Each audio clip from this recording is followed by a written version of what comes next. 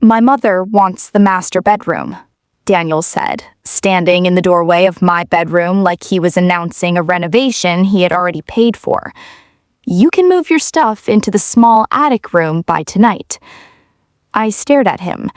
Then I looked past his shoulder at his mother, who was already carrying boxes toward my closet. She smiled. Finally, she said, a woman in this house is going to learn her place. What none of them knew was that this house was mine, not Daniel's, not his mother's, not his brother's. Mine. And by the time they came home from dinner 3 nights later, every one of them would be standing outside a house they had treated like their own. Before I tell you how that happened, you need to understand why I didn't throw them out the first day. Because I could have. I just didn't know yet how badly they intended to hurt me. 3 months earlier, I still believed I was married to a decent man. That sounds ridiculous now, but that's the uncomfortable truth about betrayal. It rarely begins with someone screaming in your face. It begins with small things you explain away. Daniel had always been close to his family. At first, I actually liked that about him. His mother, Patricia, was loud, opinionated, and impossible to ignore, but Daniel always said she had sacrificed everything for her children. She raised 4 kids by herself, he'd tell me. So when Patricia needed help, I tried to be understanding. When his younger brother, Ryan, lost his job, I didn't complain when Daniel started helping him financially. When his sister Megan needed somewhere to stay after a breakup, I let her sleep in our guest room for 2 weeks.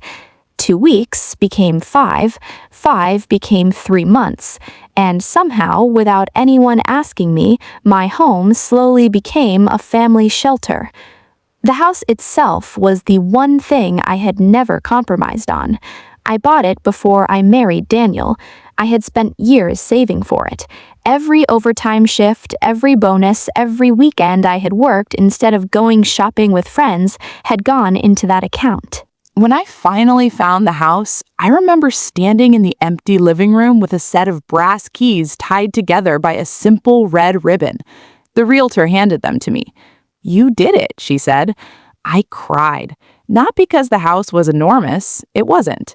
It was a comfortable 2-story home in a quiet suburban neighborhood outside Charlotte, with 4 bedrooms, a small attic room, a kitchen with windows overlooking a line of old oak trees. But it was mine. Those brass keys represented something bigger than property.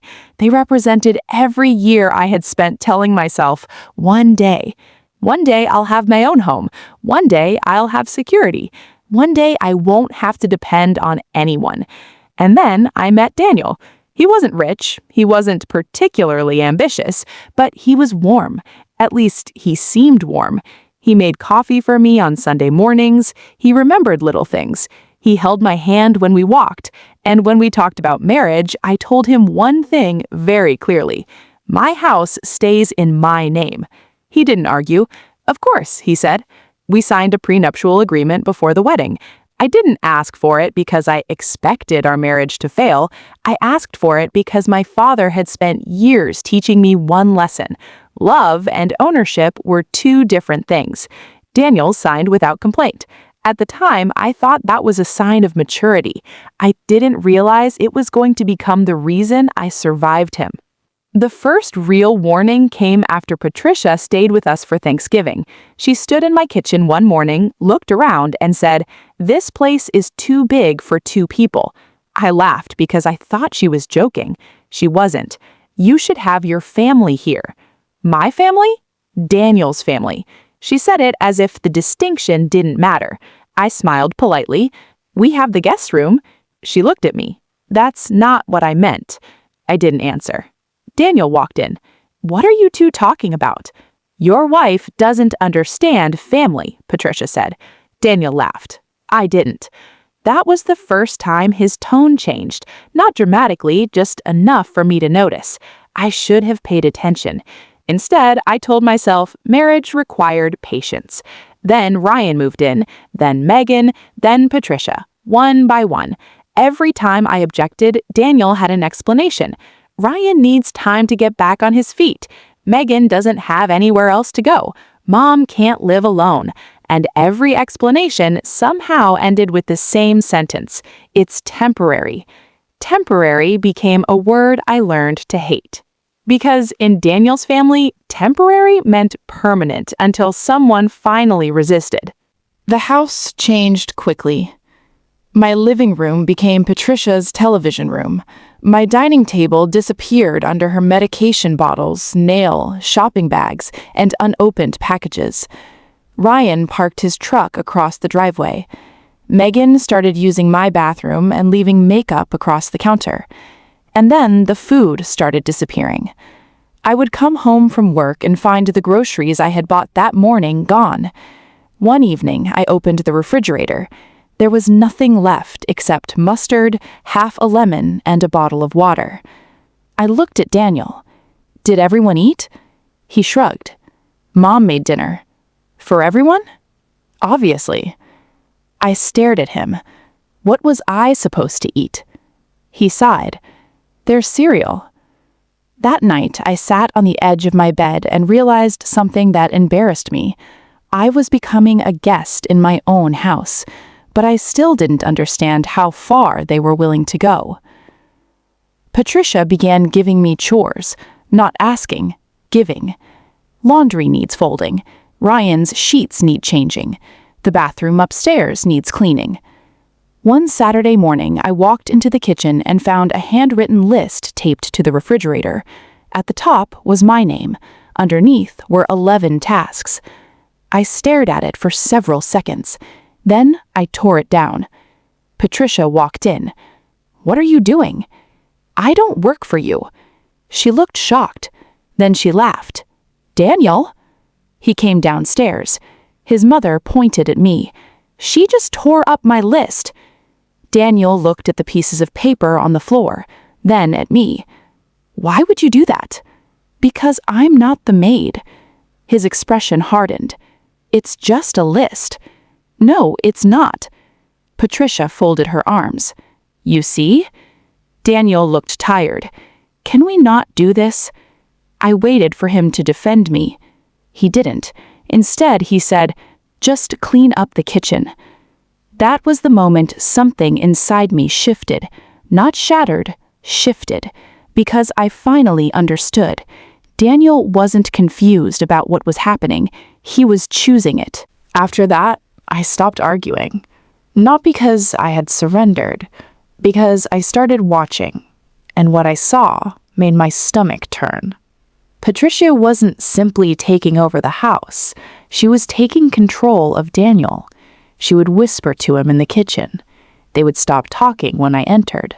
She began telling relatives that I was difficult. Megan started making comments about how some women forget marriage means joining a family. Ryan laughed when I asked him to move his shoes out of the hallway. And Daniel became increasingly distant. Then, one Friday evening, I heard voices through the closed kitchen door. Patricia was speaking. "You have to make her understand." Daniel answered quietly. "She won't like it. She doesn't have to like it." "What about the deed?" There was silence. My heart stopped. Then Patricia said something I couldn't hear. Daniel replied, "It's still in her name." I backed away from the door. For the first time in months, I felt something other than anger. Fear. Not because they could take my house. They couldn't. Because I suddenly realized they had been discussing how to get around the fact that they couldn't. The next morning, I called my attorney. Her name was Rebecca. She had handled my prenuptial agreement and the original closing documents for the house. I told her what had been happening. She was quiet. Then she asked one question. "Has Daniel ever contributed to the mortgage?" "No." "Property taxes?" "No." "Insurance?" "No." "Any renovation costs?" "No." She paused. "Then why are you still allowing him to treat the property like a jointly owned family asset?" I didn't have an answer. Rebecca explained what I already knew, but had been too emotionally exhausted to confront.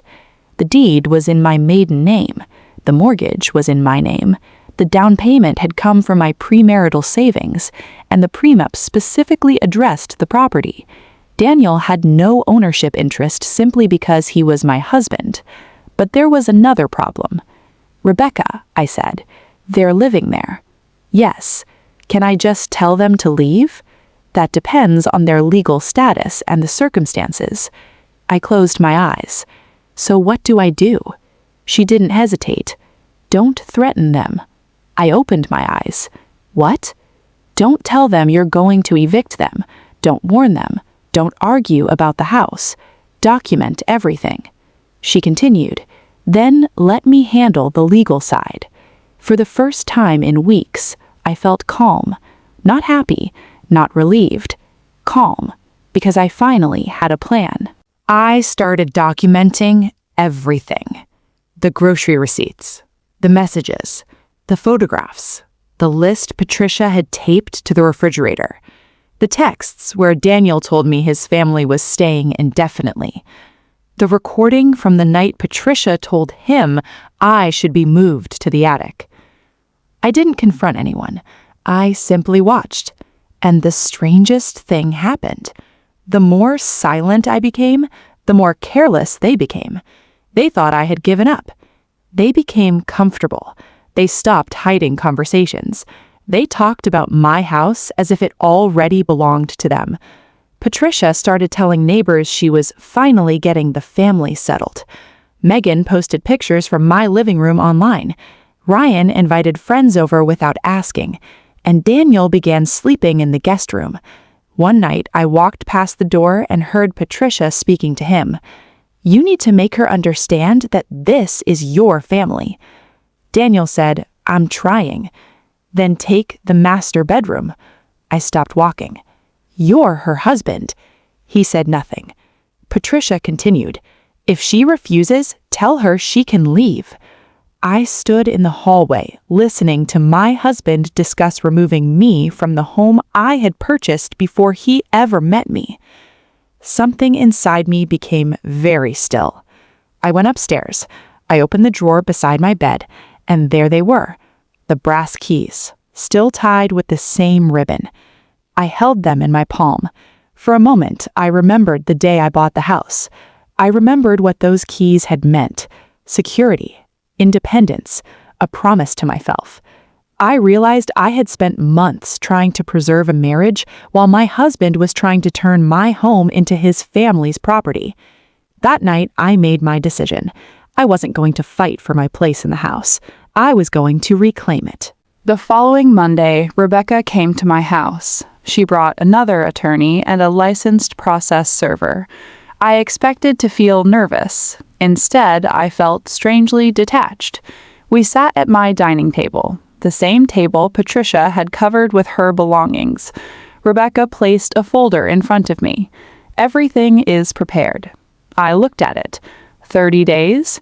Yes. I nodded. She explained that the notices would be served individually based on each person's occupancy and legal status. No screaming, no threats, no dramatic confrontation, just paperwork. I almost laughed. After all those months of being treated like I didn't matter, the thing that would finally restore order was a stack of legal documents. "Do they have to leave immediately?" I asked. "No, the notices provide the required period. If they refuse to leave after that, further legal steps can be taken." I looked down at the folder. "And Daniel?" "Same process." I nodded. Then I asked the question I had been avoiding. "What about the master bedroom?" Rebecca looked at me. "It remains yours." I smiled for the first time in weeks. Good. But I wasn't finished. I wanted them to understand exactly what they had done. So I waited. For 3 more weeks, I said nothing. Patricia became more demanding. Ryan stopped pretending to respect me. Megan started referring to the house as Mom's place. Daniel barely spoke to me. And then, one Sunday afternoon, he came into my bedroom. He didn't knock. "Mom is moving into here tomorrow." I looked up from my book. "No." He frowned. "She needs the downstairs bathroom." I said, "She can use the guest bathroom." She doesn't want to. That's not my problem. He stepped closer. You're being selfish. I closed my book. Daniel, this is my bedroom.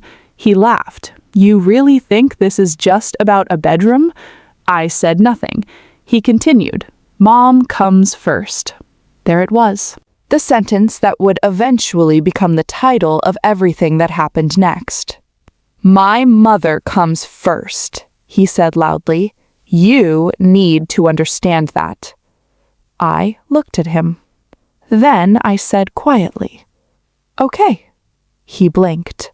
Okay? Yes. He seemed confused. You're not going to argue? No. That made him uncomfortable. He expected tears. He expected anger. He expected resistance. Instead, I smiled. Not because I had won, because he had just confirmed everything I needed to know. The next morning, Patricia moved my belongings out of the master bedroom. I watched from the doorway. She carried my clothes downstairs. She moved my framed wedding photograph. She put my jewelry box on the hallway table. Then she turned to me. You should be grateful we're allowing you to stay. I looked at her. Enjoy the room. She smiled. I will. She didn't know what was waiting for her. Neither did Daniel. That afternoon, the legal notices were prepared, but I didn't have them served yet. I waited until Friday, because Friday was the family dinner, the dinner Daniel had been planning for months. His mother had invited relatives. His siblings were bringing friends. They were going to celebrate what Patricia called the family's new home. My home. Daniel even told me to make sure the house looked presentable. I said nothing. At 5:30 p.m., they all left. Patricia wore a new dress. Ryan joked that he was finally going to stop living like a loser. Megan kissed my cheek and said, "Try not to make the house depressing while we're gone." Daniel was last. He paused at the door. Mom expects everything cleaned when we get back. I looked at him. Have a good dinner. He smiled. You too.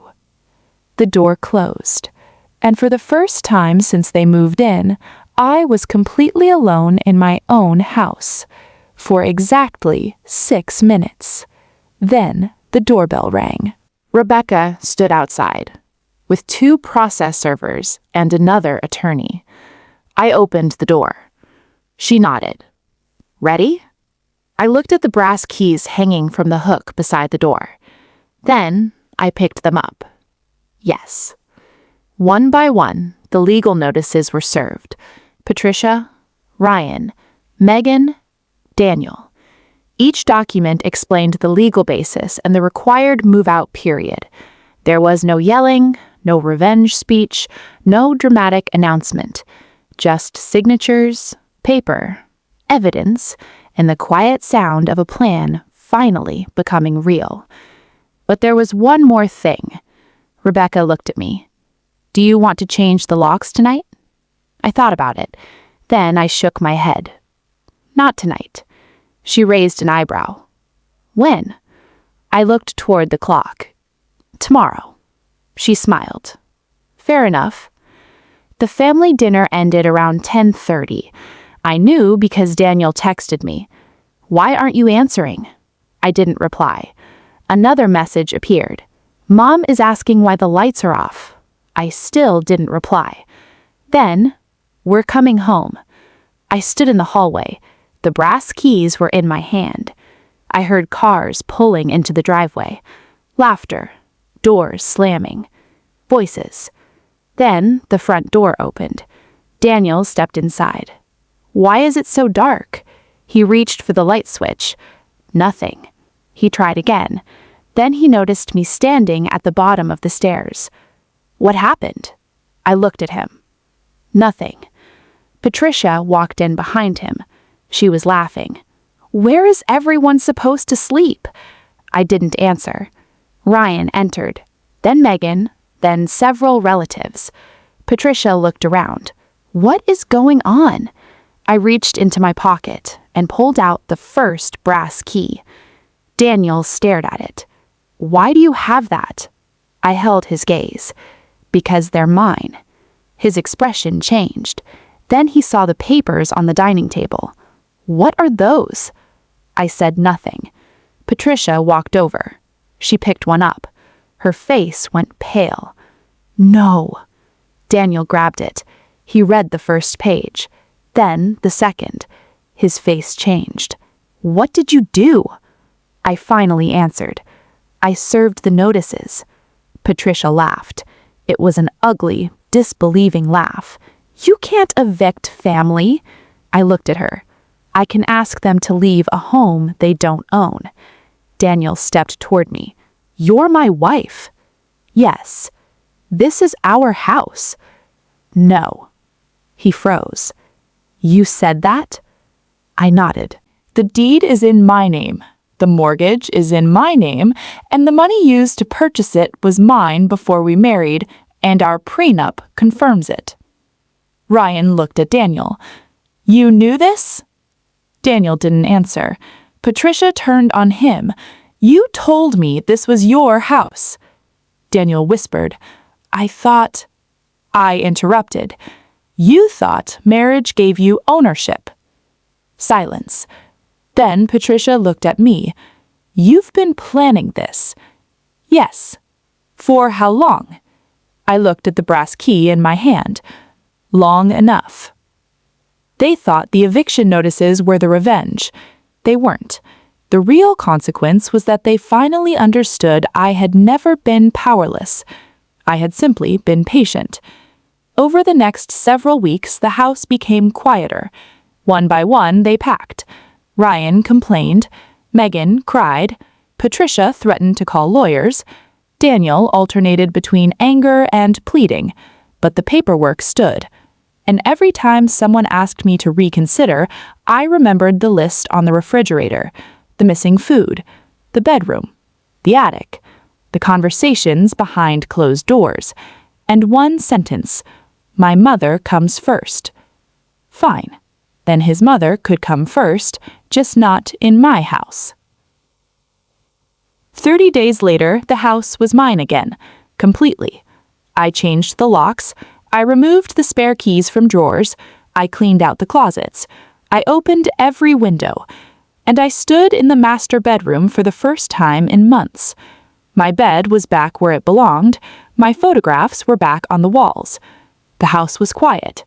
But I didn't feel victorious. I felt free. There is a difference. Victory is about beating someone. Freedom is about realizing they no longer control you. Daniel came back 2 days later. He looked exhausted. His family was living in a cheap motel, the kind of place with flickering hallway lights and plastic cups in the bathroom. He stood on my porch. I opened the door but didn't invite him inside. He looked at me. Please. I said nothing. Just listen. I waited. We made mistakes. I almost smiled. That was one way to describe it. We're family. I looked at him. You said your mother came first. She does. Then why are you here? He looked away. She needs somewhere to go. So do you. His face tightened. Please let us come back. I looked down at the brass keys in my hand. The same keys, the same ribbon, the same house. But I wasn't the same woman who had held them years earlier. Back then, I thought owning the house meant I was safe. Now I understood. A home isn't safe because you own it. It's safe because you decide who gets to stay. Daniel looked at the keys. You're really going to do this? I nodded. You already did. He stared at me. What does that mean? It means you made your choice when you told me your mother came first. He started to speak. I closed the door. Not loudly, not dramatically, just firmly. And for the first time in a very long time, there was no one on the other side telling me what I owed them. I stood in my quiet hallway. The brass keys rested in my palm. I walked over to the hook beside the door and hung them there. The ribbon moved slightly in the evening air, and I thought about the woman who had once stood in this same house, believing that keeping the peace meant giving pieces of herself away. She had been wrong. Peace isn't something other people give you. Sometimes you have to lock the door yourself. And sometimes the hardest thing you can do isn't fighting back. It's finally deciding that you don't have to. If you like this story, please like this video, subscribe to the channel, and share your impressions of the story in the comments. To listen to the next story, click on the box on the left. Thank you for watching.